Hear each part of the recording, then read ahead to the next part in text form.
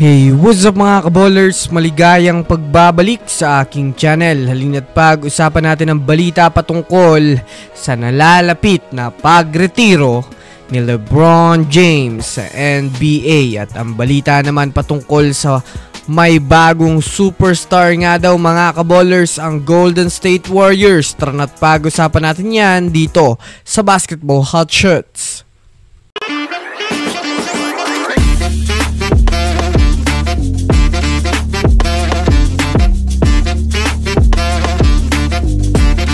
Una nga muna tayong dumako mga kaballers sa balita patungkol sa maaaring pagretiro na ni LeBron James sa NBA. Well, alam naman nga po natin sa ngayon mga kaballers na sobrang tahimik na nga po ng Lakers community dahil sa maagang pagkalaglag nila mga kaballers sa NBA playoffs.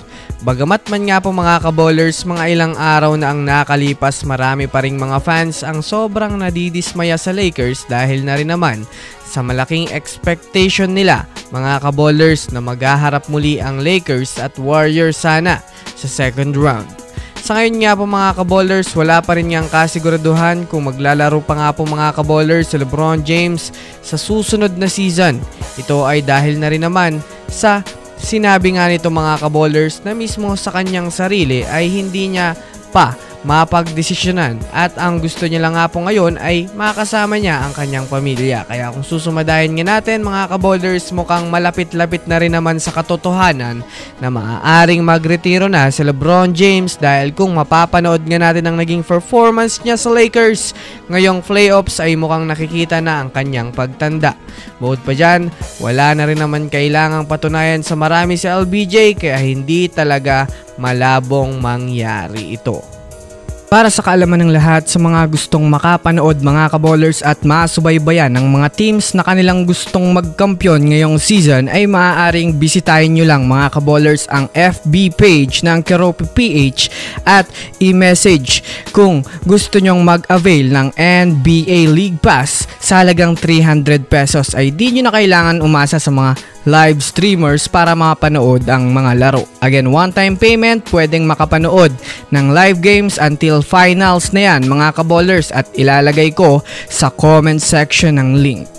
Samantala, dumako naman tayo sa bagong superstar ng Golden State Warriors. Well, sa ngayon nga po mga kaballers ay maraming mga fans ng Warriors ngayon ang malamang sa malamang ang nagbubunyi dahil sa pagkapanalo ng GSW sa Game 7 kontra sa top 2 seed na Houston Rockets.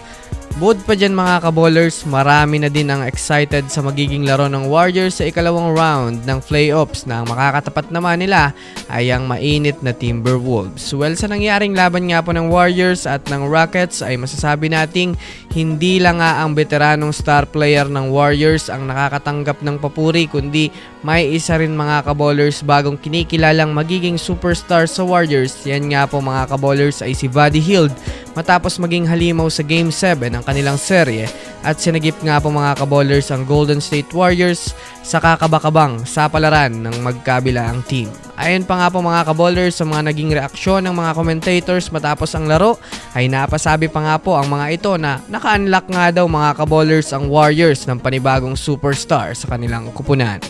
So yun lamang mga kaballers, yan lang naman ang pag-uusapan natin ngayon. Pindutin ang subscribe and hit nyo na rin ang notification bell para sa mga susunod na updates sa mundo ng basketball. Again, this Basketball Hot Shots. Thanks for watching.